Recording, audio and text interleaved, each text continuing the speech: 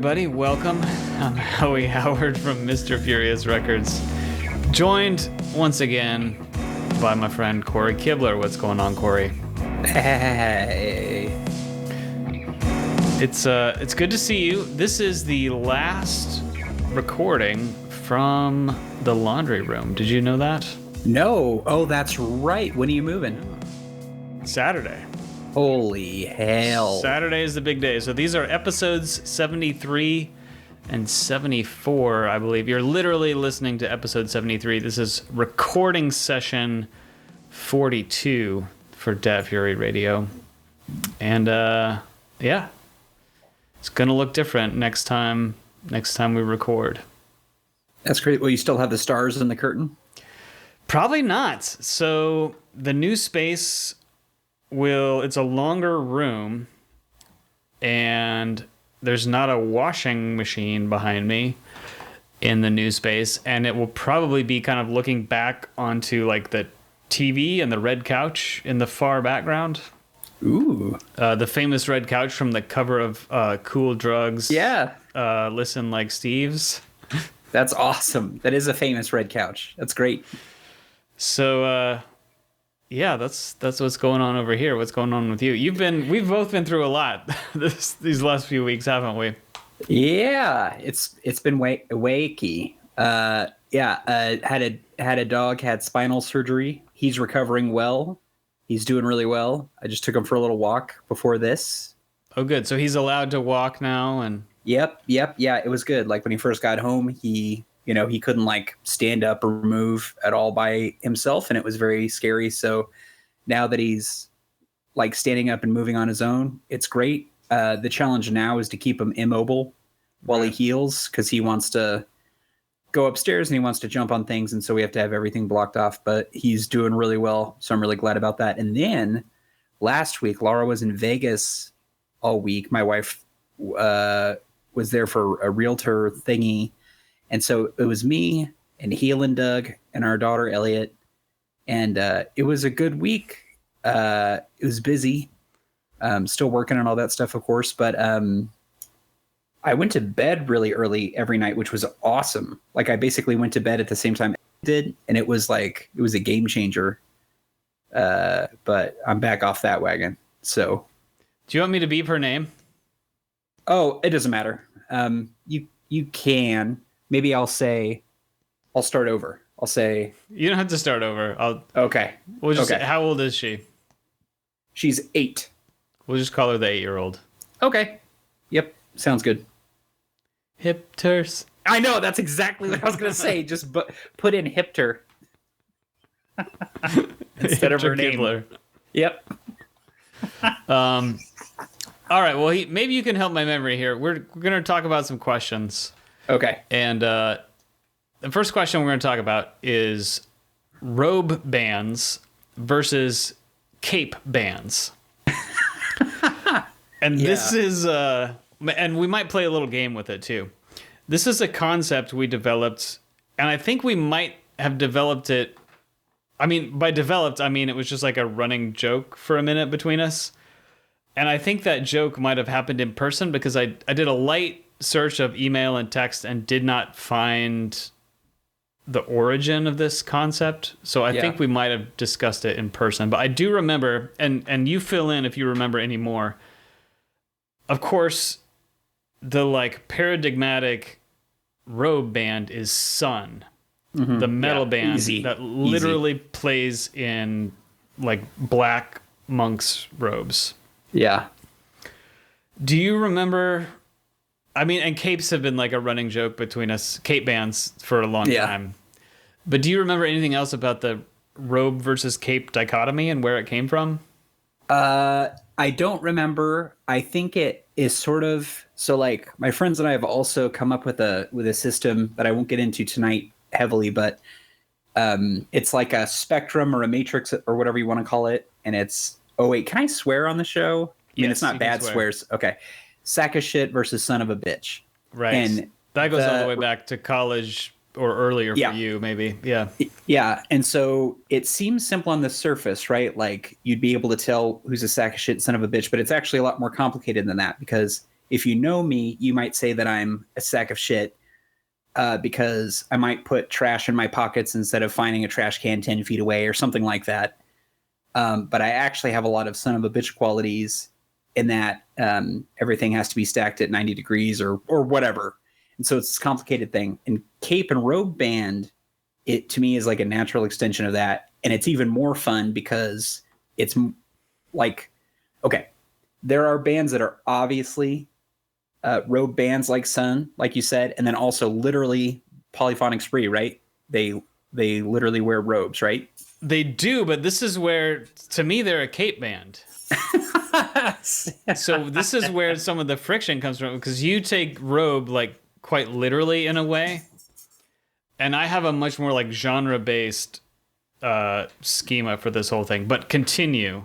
Well, so actually, I don't know about Polyphonic Spree enough to say which I would categorize them in, but it is interesting, like you said, that they literally wear robes, but they still could be a cape band, and that's what's so intriguing about it. Like, to me, when I think about a cape band, for some reason, I think of like Flaming Lips. And I don't know why that's Flaming Lips cape band. Yeah, I don't know why that seems intuitive to me, but it just does. Even though I think they'd be more likely to wear robes somehow. I don't know why that is. No, Wayne would wear a cape, and also any band, if glitter is involved, it's almost guaranteed to be a cape band. Yeah. Yep. So, and some bands are really hard. Oh, go ahead. Oh, just some bands are really hard. Like I was thinking before this episode about Queens of the Stone Age. Robe. And at first glance, I might call them a robe band, but actually thinking a little bit more about it, I might call them a cape band, actually. They're kind of like you. So I feel like at heart, they're a robe band, but they would wear capes. Yeah. Yeah. Actually, that's a really good point. They're the total yin to the Polyphonic Spree's yang. Yeah. That's perfect. Yeah.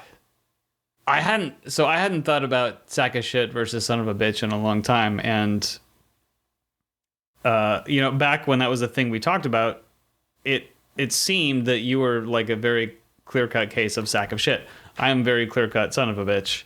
Mm-hmm. But now that since you've been on a whole journey with everything, I can see how actually, like, in your heart of hearts, you're more son of a bitch, but you wore sack of shit like layers upon layers of clothing.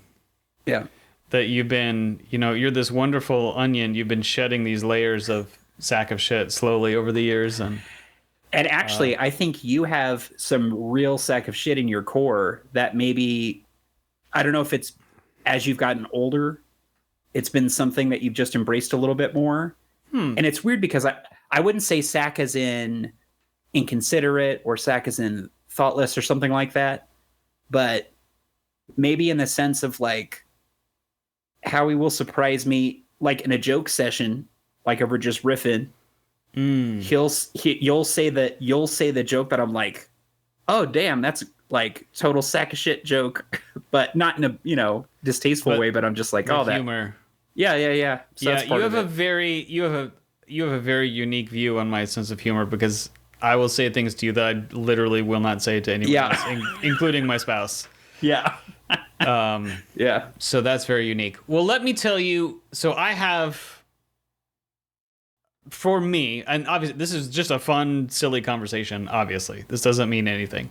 But in my own brain, I have a very clear definition of what a robe band versus a cape band is. And it maps directly onto my theory of what an alternative band versus what an indie band is. Okay. And so the context is mainly post-punk music and everything that came after it from the late 70s onward, mostly through the 90s. That's kind of the time period and overall genre we're talking about here. I'm talking about. But to me, a robe band has some strain of gothic influence. They're a goth band at some level. That's why I say Queens of the Stone Age is actually a robe band, even though they might wear capes. Yeah. Because there's a little goth in how they do scales and Totally. Yeah, absolutely. And to contrast, a cape band is the twee band. There's some strain of twee in a cape band. Okay. Which I've mapped to indie. So to me, Robe is alternative, is goth. Okay. Cape is indie, is twee. Okay. So, right. And I do think Flaming Lips has a little twee in him. And I would say, like, okay. So a band like Belle and Sebastian, to you, they'd be clearly a cape band. Just like, no the question. capiest of cape. Yep. Okay. And then a robe band, like you'd call like Nine Inch Nails a robe band. Very Robe. Okay. Now, I have to say, I forgot which band we were talking about that reignited this conversation already. I remember I emailed you. This is the origin of this podcast episode. Like 6 weeks ago, a Blur song came up in my shuffle. And I emailed you and I was like, holy crap, I cannot believe I had Blur in my catalog as an alternative band, meaning goth, meaning Robe, when Blur is so clearly a cape band. And your response was like, hold on, wait a second, I can totally imagine Damon Albarn in a bathrobe. Yeah. Taking the robe thing like very literally, where to me, Robe is gothic. Yep.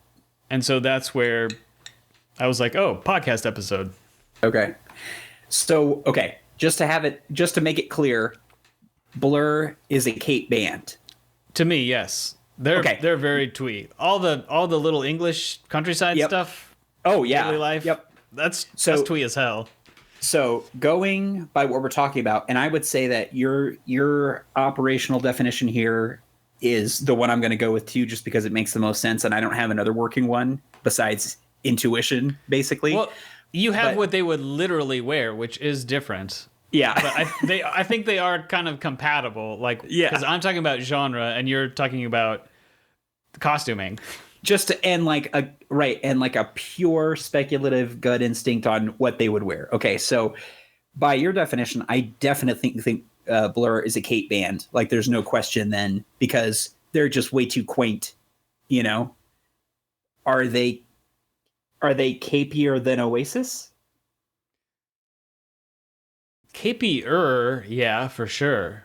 What is Oasis though? I know, that's what I'm saying. They're super plugged in and close to the center, but I'm gonna lean cape yet on Oasis because I don't hear any goth. I mean, the twee is buried in layers of attitude and distortion, but I think, Wonderwall. Yeah, that's what I think too. I think they're both cape bands. I actually might. No, Blur's capier. Never mind. Then there's bands like, I don't know. Did you ever listen to much Mogwai? I didn't. Okay. To me, on the surface, they might seem kind of capey, but I actually think they're sort of roby. Okay. Ooh, okay. Radiohead. Oh man, that's a tough one. Let's pin that one. That one seems real tough to me. I know what I feel in my heart, and I'll wait for you to think about it before I answer. Okay, I'm gonna take a little detour and say yes, please. Just for contrast, like Joy Division, Robe band. Robe. Obviously. Oh, for sure, Robe. Yeah. Yep. While we're doing all this British stuff, same. I have the same reaction as Oasis. Not that they're the same musically, but I don't detect any gothic really. I mean, there is darkness and stuff, but fundamentally they feel twee to me. I'm gonna say cape for Radiohead. I'm actually gonna go with Robe for Radiohead. Okay. Something about, I guess they do have some.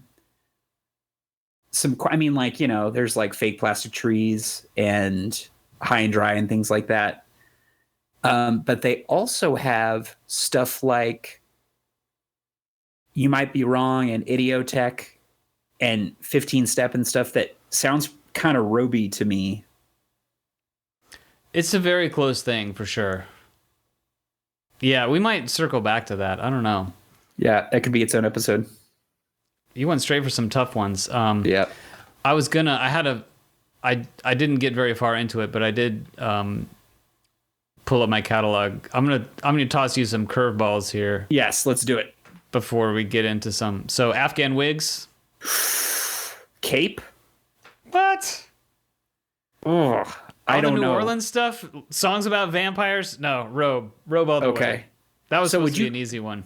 Would you call Arcade Fire a Robe band? Because it also has like some Southern Gothic stuff in there too. Like if you listen to the Suburbs and stuff. Well, and also just Gothic, like The Funeral is pretty. It's weird because it's not goth. Yeah. But it's Gothic. Yeah. And I do want Robe to be expansive enough to include acoustic stuff, and like it doesn't have to be dance. It doesn't have to be Nine Inch Nails, no, or Joy Division. Yeah, we should. Well, as we go through, we'll look for some with a subtle Gothic influence. Okay. That's hard to detect, and maybe Arcade Fire. Yeah, I don't have a strong initial reaction, and I kind of have not thought about Arcade Fire since all the accusations. Oh, yep. So it's been a minute since I listened to Arcade Fire. Okay, let's try another one that I thought was going to be easy, but we'll see what you say. Ben Folds 5? Cape. Yeah. Okay, we're agreed on that. Very good. Decemberists? Ooh. Oh, well, they're pretty dang twee sometimes. Like I think just the vocabulary alone would put them in the Cape band. Even their like dark, like old-timey historical murder ballads are still pretty capey. Very twee. Yep. Dinosaur Jr. Ooh. Robe is my instinct. So I feel very it's subtle because it's like a lot of it's, more rock and roll and not super aggressive, I guess, but more alternative on the surface. But like, I lean Cape on Dinosaur Jr. I think this fundamental songwriting, the melodies are Cape. I could be convinced either way on Dinosaur Jr. And they remind me of two other bands that I thought about while we were talking about this that I think are harder to peg for me. And they're in the same league, I think, as Dinosaur Jr. or whatever, or I would group them. And that is Built to Spill and Modest Mouse. I feel like both of those are probably Cape bands, but I feel like Dinosaur Jr. is a Robe band for some reason. I'm not sure why. So I'm definitely Cape on Built to Spill. Doug's like whole homespun thing, that's like Cape all the way. Now, Modest Mouse, and I'm most familiar with the Moon in Antarctica. I feel like that could be a Robe band that wears capes on stage. Like I feel like the heart of Modest Mouse could be dark enough to have that Gothic. But that old Modest Mouse stuff is right on the edge, though. Some of it's really, really dark. And what's interesting, so I feel like their earlier music is probably more Roby, like the Lonesome Crowded West specifically. I'm thinking of it's the opposite of twee. It's like a really pretty grueling listen. I love it. I love that record, but like Cowboy Dan or something. But then Moon in Antarctica, and even that huge major label breakout, Good News for People Who Love Bad News, they're even more grim somehow. Like there's a song about Charles Bukowski on it. Just a whole lot of funeral stuff. You know what I mean? Like actual grave site, like existential. And it is not,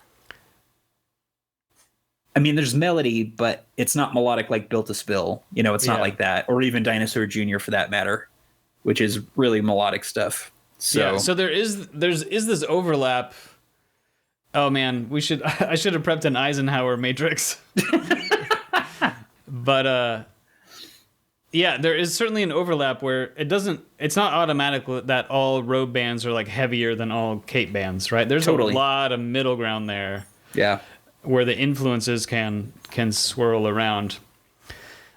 Here's one that I just thought about for a second before we hopped on, and I was really kind of struggling with. And they just announced a new record and have a great new single up to listen to. But what do you think about Criteria? Oh, yeah. Damn. Okay. So, my initial very first instinct is Robe, but when I think even just a little bit more about it, I would say Cape. Because when you take away the heaviness of it, like the post-punk of it, it is like some of the most melodic, like hopeful almost stuff that I've heard. Like,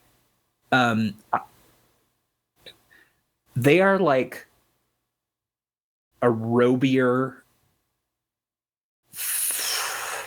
a more indie, something more robier Fall Out Boy in a way, kind of. And I don't mean how they sound even or their like vibe. I just mean as far as like on the Cape Robe spectrum in that matrix, they're in the same like neighborhood, I guess, if that makes sense. Yeah. I think, yeah, that anthemic, like, we can do this together kind of spirit that a lot of Criteria songs have. That is Cape to me. So, I mean, they rock pretty hard, but I'm going Cape. Yeah, the new single is awesome, by the way. And yeah, I'm super excited for the record. I actually forgot that their 2020 record wasn't like 20 years old, like part of the original run. Isn't that crazy? I know. Yeah. Yeah, it just blended right in for me.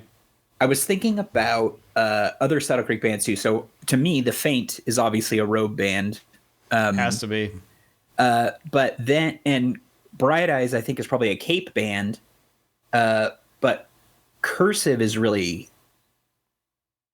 tricky. I think Cape. I think Cursive is real tricky to the point I might have to go album by album because I don't know, like, Ugly Organ is Robe as hell. Yeah, it is pretty Roby. I know. You know, but some of the more recent stuff leans a lot capier. Yep. And some of the earlier stuff leans capier. Some of it, I mean, I would say Domestica's Robe also, even though, yeah, they're a real peanut butter and chocolate situation. Yeah. What do you think? This is also timely, and I mean, we covered Blur a second ago. What about Gorillaz, though? Damn, dude. That is tough. Oh, man. I might say Robe. I'm kind of thinking Robe. Yeah, like that, I mean, just makes sense to me. Yeah. Like they've got like I mean, they obviously are all over the place genre-wise, and they have songs that could be described as capey, but to me, they have a sort of like industrial core or something. That it feels like it's pretty hard to deny the Robe of it all. The sheer Robe of it. The sheer Robe of it. Yep. Oh, that's good. Okay, let's do a couple more. Jesus Okay. Lizard, obvious Robe band. Yep. All the way. What's fun here? Ooh, how about the Killers? Oh, man. You know what? Shit, that is a tough one. I want, like, they have strong elements of both. Like, really strong elements of both. Like, the same stuff about Criteria that makes me want to call them a Cape band is the same stuff about the Killers that makes me want to call them a Cape band, except for the goth new wave aspect of a lot of their music. God, I would call Hot Fuss a Robe record, and I would call Sam's Town a Cape record. I don't know what I would call them as a band, though. That's just as tough as Cursive is, if not tougher. Yeah, maybe they're another one. What would we call now? He stands outside of this really, so this isn't kind of this is a misapplication of the concept. Yep. But what the hell? Let's go for it. What would we call Springsteen? Damn, that's a good one. Because he's pretty Roby, I think. He is pretty really Roby. And so then when I think about the Springsteen influence on the Killers, I know. Because it's funny, Springsteen and are the they Killers, a backdoor Robe band? I think they're backdoor Robe bands, and here's why. But they like, totally wear cape, like they literally wear capes. They literally wear capes. Brandon they does. literally wear capes, and there's glitter and yeah. Yeah. Springsteen is one of the most bizarre, deceptively. He is such an interesting character to me because, based on my experience listening to Springsteen on the radio and seeing what he looks like and seeing the Dancing in the Dark video with Courtney Cox and all of that stuff, there is this level of like goofy, earnest schlock on a lot of this stuff that he's doing. And part of it is that a lot of the stuff I heard was his 80s synth era kind of stuff or whatever. And there's a lot more to him than that. But what's weird about it is that all of his songs, not all of them, but most of them, it's like the subject matter is actually pretty grim, right? Like, so like Born in the USA, I know is sort of like maybe not satire, but like it's not on the face of it in that way. Like an album like Nebraska is pretty Roby. Undoubtedly a Robe album, probably recorded in a bathrobe as well, right? So. Totally. And then even like think of a song like Philadelphia, which is actually probably my favorite Bruce Springsteen song. To me, there's no way that's a capey band, or a capey song. So even when he's being a goofus and dancing how he dances, it still feels Robe to me. Yeah, I think it is tough to say he's Robe when there's songs like Cadillac Ranch, out there. Yep. But I think you put your finger on it in that his goofiness, and there is a lot of it. It's not a twee goofiness. It's something else. It's a corny, boardwalk kind of goofiness. But right. It's not really twee. It's like a union worker at a bar dancing drunk to the jukebox, and if you try to change the song, he punches you in the mouth, sort of goofiness. Yeah, like they hadn't really invented twee when he was doing. Yeah, totally. When he was coming up. Oh wait, so what would you say about Hold Steady? I think I know the answer. But and also Hold Steady, and then if Craig Finn solo stuff is different. I feel like Hold Steady is Robe. The gothic storytelling, that seems it does not seem twee to me. And this is a great example. I'd honestly say the same for solo Craig Finn. Okay. It's softer, but the dark storytelling full of characters is gothic to me, not twee. So I would say Robe for solo Craig Finn. I don't know. I would say Robe for solo Craig Finn, but I think I might say Cape for Hold Steady. They'd look better in capes for sure, but yeah. It's hard. I think. But but twee? I don't know. Like, it's weird. I mean, I feel like they have a lot of the same characteristics as Springsteen and the Killers in that they're singing a lot about like hard American life and I don't know, growing up in the Rust Belt, if you can still consider Hold Steady a Minnesota band wherever they've moved. And they all have this like real sense of earnestness. Like there's nobody more earnest on stage than like Brandon Flowers, really.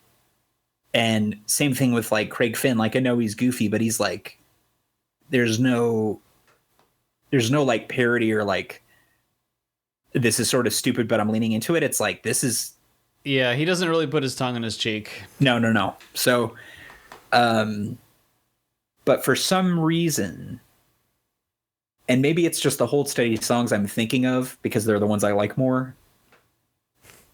Cape is the thing I think of.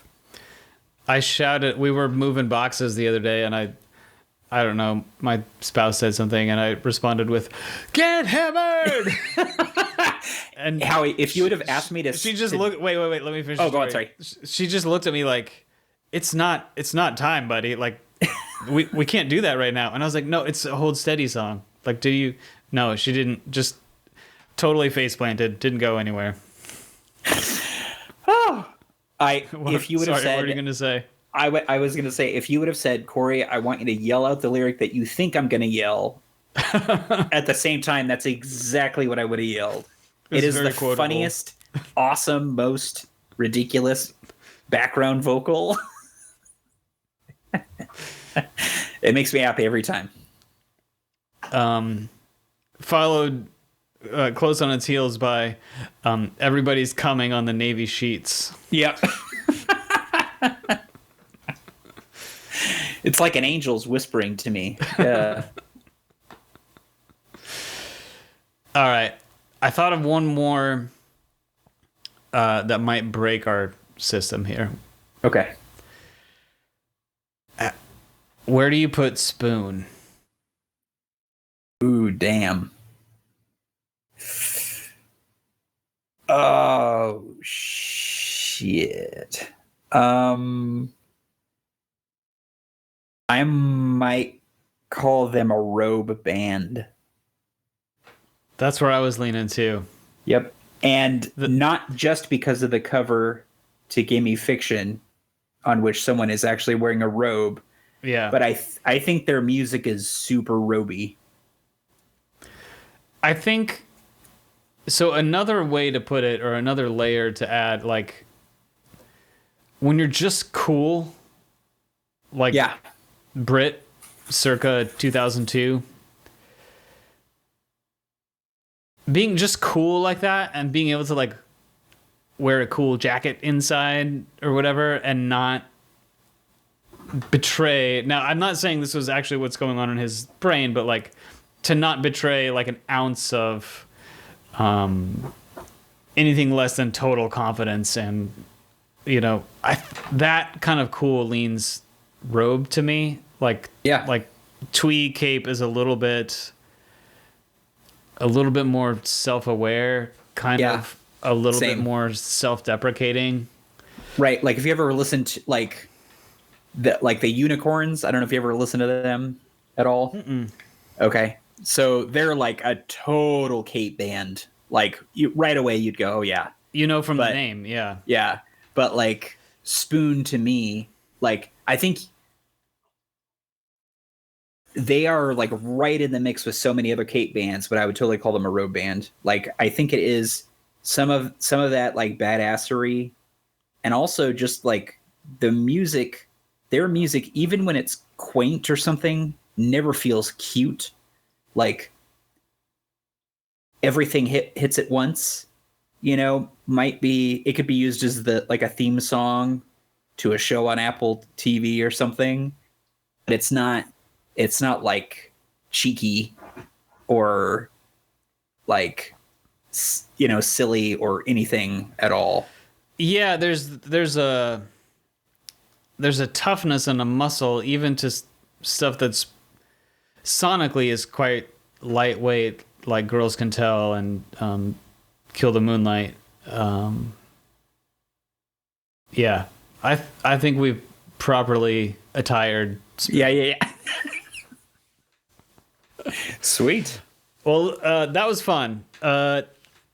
Listeners, if you want to submit your bands and have us rate if they're a Cape or Robe band, you can get in touch with me or send them through the contact link at mrfuriousrecords.bandcamp.com. And, you know, we'll collect them. And if we get enough, we'll have Cory back and we'll rate some more bands as Robe or Cape. Yep. All about it. Thanks for listening to Robe or Cape Cast. We'll be back next week with a new question. on Robe or Capecast.